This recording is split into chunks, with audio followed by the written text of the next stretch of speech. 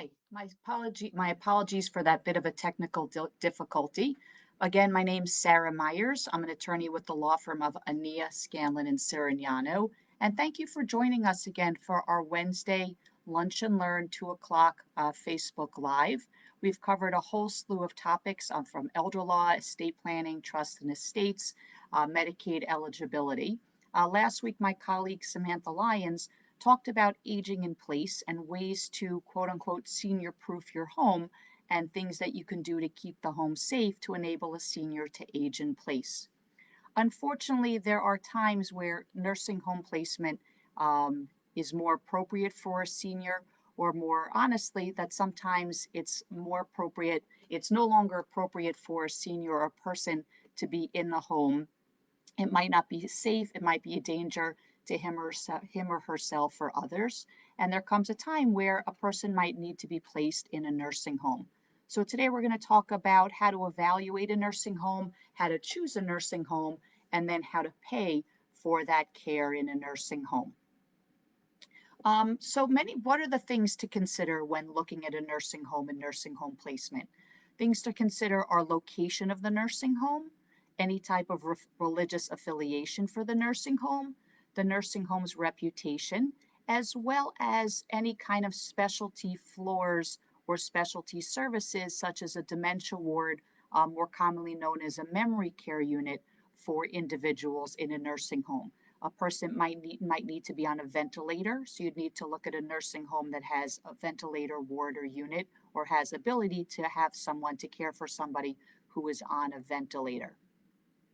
It's an incredibly daunting task, and there's fraught with emotions in terms of having to place someone in a nursing home. So how does nursing home placement usually happen? They're usually two means. The first is a person might be in the community, had some kind of medical incident requiring hospitalization. And more often than not, after a hospitalization, especially if there was a surgery or an infection, or a person was just in the hospital for a long time, they may be discharged to a nursing home for rehabilitation services. In New York State, most rehab facilities are housed in nursing homes. And upon discharge from the hospital, again, admission to a nursing home for rehabilitation care. The rehabilitation services can be speech therapy, occupational therapy, physical therapy. And when a person is in a nursing home for those rehabilitation services, Medicare will cover the cost of the rehabilitation services.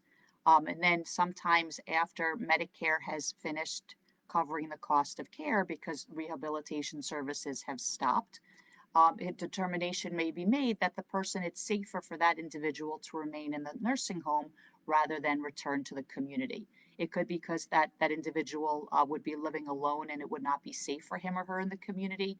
Maybe that person, due to a mental impairment or mental incapacity, has become a bit more aggressive and not safe for the loved ones that individual is residing with. There can be a whole host of reasons. He might just require too much care to be in the community as well. And that's how some individuals end up being in a nursing home long term, is there was some kind of medical incident, they were hospitalized, discharged to a nursing home for rehabilitation care, and then when Medicare ended, they stayed in the nursing home for long-term care. The other is more that the person can no longer be cared for in a safe environment in the community, and family, loved ones, friends might start looking at nursing homes for admission for the person for long-term care. And either way, it's very important to basically do due diligence before admitting a loved one and having a loved one stay long-term in a nursing home. And we'll talk a little about pre-COVID and now during COVID, how those evaluations can occur. So first, we always recommend asking around, asking the person's, the loved one's doctor, family, friends, attorneys, especially elder law attorneys, about a reputation of a nursing home and the care. Many times also someone will hire a social worker or a geriatric care manager to help them evaluate the nursing homes, go to a number of nursing homes, visit them, and really help determine which would be the appropriate setting for an individual to be placed in a nursing home. It's also important you can do your due diligence online as well. Both the Medicare and CMS website have a nursing home rating page where you can go in and search a nursing home for its ratings and reputation. As well, in New York State, on the Department of Health website, you can also find has the nursing home locator, but also has statistics as to nursing home inspections and nursing home ratings for nursing homes in New York State. Though, and my partners and the attorneys in our office laugh, and someone will always say, "Well, which nursing home would you put your loved one in? Which one would you choose?" And our rule of thumb is really the more often you can visit a person in a nursing home, the better. You put a loved one in the nursing home that you've been told has the best reputation in the state or in your local community. However, if the person is never visited, the staff really knows that, and the care might not be as good. But you can be in, one of the lesser, one of the ones that is not rated as highly. But if you're seeing your loved one on a regular basis, that care is really going to be incredibly good and exceptional. So again, it's so important that if a loved one is in a nursing home, to really visit on a frequent basis. Due to COVID, as many of you probably know or have heard, nursing homes from probably the end of February until actually today were not allowing any in-person visits in nursing homes for the safety of the nursing home residents. Because really, nursing home residents are a much more vulnerable population and really need to be protected from virus, disease, and whatnot, and really precautions to be taken to really protect that population. Starting actually today, July 15th, New York State Department of Health has informed nursing homes that they can start having limited visitation, 2 visitors per nursing home resident, but in complying with all of the COVID safety regulations, having a temperature taken and checked before entry, also wearing masks, and also all appropriate social distancing. Um, During COVID, many nursing homes were allowing residents via FaceTime to speak to their loved ones and family and friends that were outside the nursing home. And that's really one of the post COVID that should be added to the post-COVID checklist in terms of evaluating a nursing home. And again, these statistics are not probably not going to be available readily, or this is going to be more anecdotal. But I would really ask a nursing home what their COVID procedures were. One, in terms of keeping their residents safe and testing, but also how did they allow their residents to keep in touch with family and friends? And how did the nursing home staff, from the doctors and nurses and aides there, keep family members and loved ones informed of the resident's condition? So it's very important, really, because again, I think certain nursing homes really stepped up during this period of time, and part of that reputation and part of something to evaluate really is how did they handle COVID, again, in terms of safety of residents, but also in terms of communication, both for the residents and their ones and family, but also in terms of the nursing home staff and the family outside of the nursing home. Now, because nursing homes are now allowing visitors, and again, I would call nursing homes in advance first to see whether or not they're scheduling appointments to evaluate and to come see the nursing homes. I do think it's important, if possible, to really go look at nursing homes and not just speak to the individuals, the admissions directors over the phone, but really go to the facility. And we really recommend, if possible, again, this was much more possible pre-COVID, but should be more possible in the next coming weeks and months, to go visit the nursing home also at different times of day. So, for example, one time you go to the nursing home in the morning, see what if residents are, how it looks when residents are eating breakfast, getting out of bed, getting, changed. Are there any activities during the day? Are all the residents congregated by the nursing home staff, by, at the nursing station, watching television? How does the nursing home smell? How do the floors smell? In terms of not the actual floor, but the halls that you're walking down. I would also go later in the day. Are there activities in the afternoon? Again, are individuals congregating in wheelchairs by the nursing station watching television? What activities are going on? I'd go in the early evening, like 5, 6 o'clock, to see what time is dinner and what time are residents put to bed or back in their rooms. And again, always the smell test, and talk to the staff. Is the staff friendly? Is the staff communicative with you? Does the staff, when you're walking in the hall, greet residents by, hi, Mr. Myers, hi, Mrs. Myers, hi, so and so? Are they greeting the residents by name? Does the staff know who the residents are? So again, it's so important, and you can really get a feel for a nursing home from the ground up in terms of the home attendants, the attendants on the floors. Are they interacting with the nursing home residents? Are they greeting the nursing home residents? Do the nursing home residents look well put together? Because again, it's important to be comfortable and look at them, make sure the residents who are in the nursing home are comfortable there and are treated well by the staff. So again, it's so important to really be able to go into a nursing home, again, if possible, and again, with regulations in New York State opening up, it is more possible now to be doing the in-person visits and really get a sense of what the nursing home is like. And I really recommend, and as do most, that you visit 2, 3, even 4 nursing homes, because again, each nursing home is different, and you really want to get a sense of the environment for each nursing home and what environment would really suit the personality of the individual who's going to be the nursing home resident. And those are also some of the questions to ask the nursing home administrator or the nursing home admissions director. What is the staffing ratio of attendants to residents? What's the turnover like? Are people who work there, are they there for months? Are they there for years? What is the longevity of the staff? How many executive directors have you had in the past 5 years? How many admissions directors? Again, what is the staff? What is the staff turnover? What's the culture of the staff in terms of dealing with the residents and really dealing with families? If a person has dementia, take a look around the dementia floor, also known again as the memory care unit. Are there bells on the doors in case someone can open the door to notify staff that someone has wandered off? Are there keypads to let people in and out, which the residents don't know the code to, again, so people can come in and out, but the residents are unable to wander off? What are the safety precautions? What does the nursing home staff do if there is somebody who wanders, who is walking around all the time, who might be a bit more aggressive? How does the staff deal and interact with the individual residents? So again, communication is incredibly important.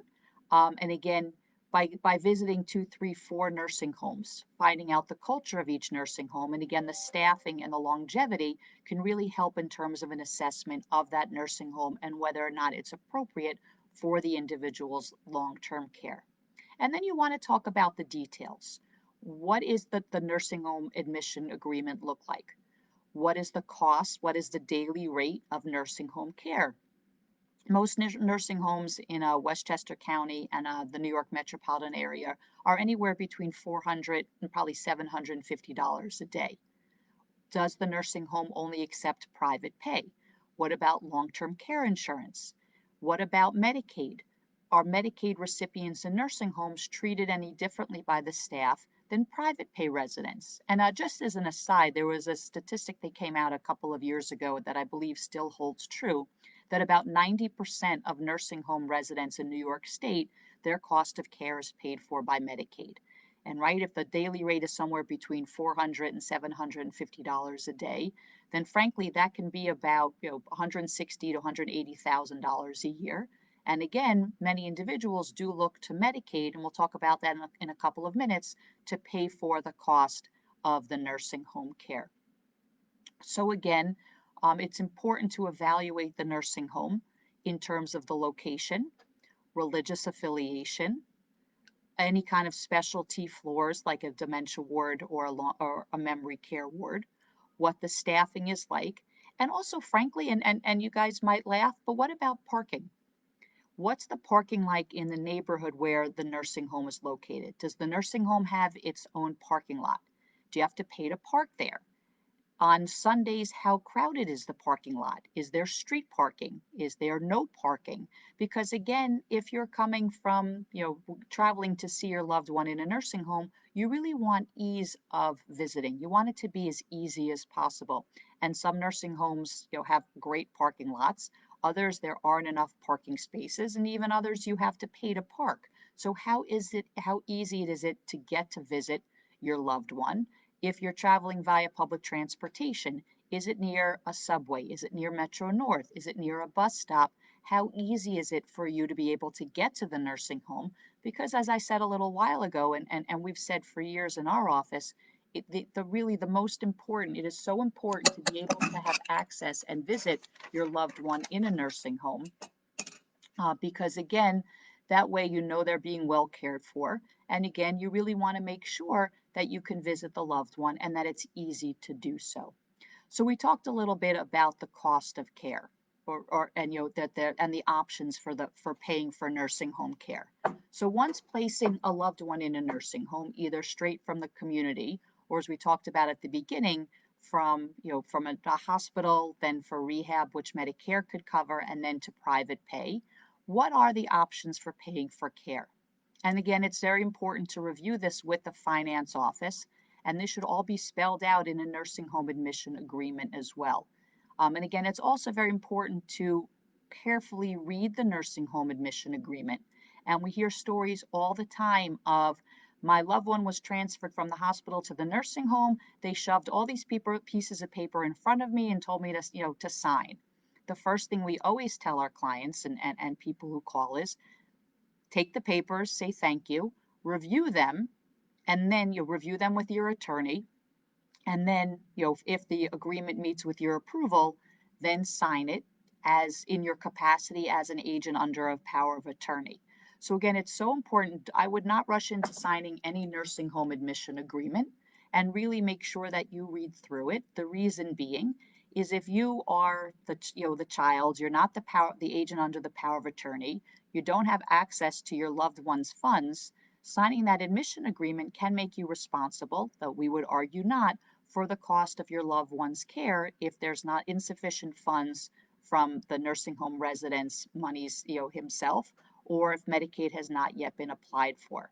So again, it's very important to read the fine print in the nursing home admission agreement, and I really recommend that you review it with an attorney. It's what we do here. Um, to make sure that it's an appropriate agreement, that it sets forth what the daily rate is for care, what the expectations are, and who is responsible for care. So again, I would not rush into signing any nursing home admission agreement before really reviewing it with an elder law attorney like we are, or an attorney or your counsel. In terms of the cost of care, most nursing homes that you have a daily rate, as I said, here in the metropolitan area, somewhere between $400 a day and $750 a day. And in terms of payment, it's private pay. Once Medicare ends covering the cost of the rehabilitation care, Medicare does not cover the cost of long-term unskilled care in the nursing home. And that's when the cost of care then is either private pay, paid for by long-term care insurance, paid for by Medicaid, or a combination of long-term care insurance and Medicaid. And as I said again, about 90% of nursing home beds in New York State are covered by Medicaid, because really nursing homes have become exorbitant and really pretty hard to afford, for even individuals with, anyone, with, modest means or not, if it ranges from about $160,000 a year to $180,000 a year. Most nursing homes have a finance office, and we'll discuss, with the admissions agreement, most nursing homes require that you fill out a form in regard to finances. And this is really when I believe it's so important to speak to an elder law attorney, as what we do here is because we assist, and we do, as you've heard from prior lunch and learns on our Facebook Live, we assist and we file nursing home Medicaid applications on a very, very regular basis. Um, and there's so many nuances in terms of the Medicaid nursing home application process. For example, Medicaid looks for all transactions in Westchester County. When you're filing for Medicaid, we have to provide 5 years worth of all bank and brokerage and financial information. They look at all transactions of $3,000 or more. Most of the other counties in New York State require documentation of transactions of $2,000 or more. So many people have transferred assets or made gifts of assets in the past 5 years, and those gifts of assets will have to be addressed with a Medicaid application.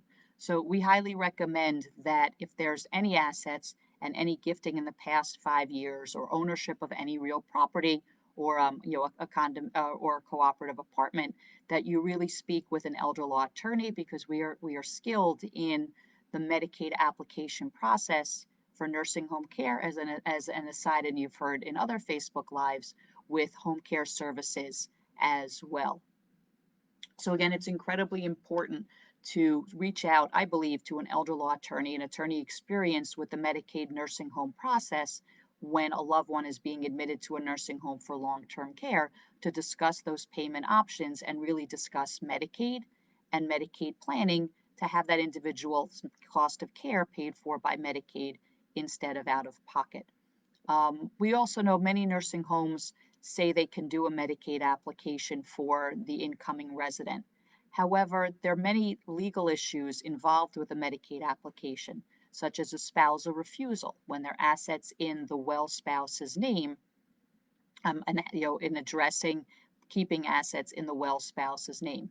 What about protecting the real property that may be in joint name with the Medicaid recipient, the nursing home resident, as well as the resident and the spouse? How do we protect that property from a Medicaid lien or Medicaid estate recovery? So I think it's incredibly important, once it's determined how the nursing home will be paid, if it's going to be paid by Medicaid, to reach out to us, reach out to the elder law attorney in terms of facilitating the Medicaid application process. Now that the loved one has been admitted to the nursing home, again, it's very important to keep up with the staff and really be on top of the staff to make sure that your loved one is being fed the diet he or she is that's appropriate for him or her, that they're still getting, there's still regular care plan meetings, that the person's weight is okay, that their skin is okay, especially if a person has mobility issues and needs assistance getting in and out of bed and possibly being turned. It's incredibly important to make sure that you look for and make sure that there are no bed sores, right? If a person hasn't been moved often enough, they can develop sores. And it's very important to make sure and check with the nursing home as to their procedure in terms of turning and the frequency of turning. Or unfortunately, a lot of times when someone has been admitted to a nursing home, even if there's no dementia, there's a lot of confusion and unease because it's an unfamiliar situation. So, how does the nursing home also help with that transition? What does the nursing home do when the person gets up a number of times at night? Are there monitors on the bed to notify then the nursing staff that that person is moving around, that the individual is trying to get up?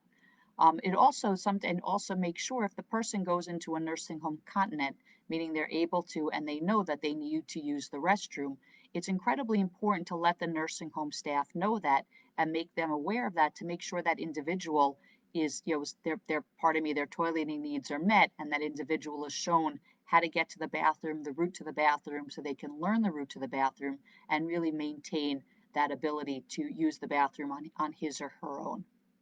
And again, that really goes into different ways of looking at the nursing homes and evaluating the nursing home, is really in terms of the staffing needs, the interaction between and among the staff and the residents, and really also, it's a lot of visuals going in there, seeing how people are treated, how the staff is treating the individuals, looking at nursing homes in different times of day, also over the course of different weeks, so you really get a sense of who the staff is, the receptibility of the staff, and the ability of the staff, and how they interact with the individuals there and with your loved ones.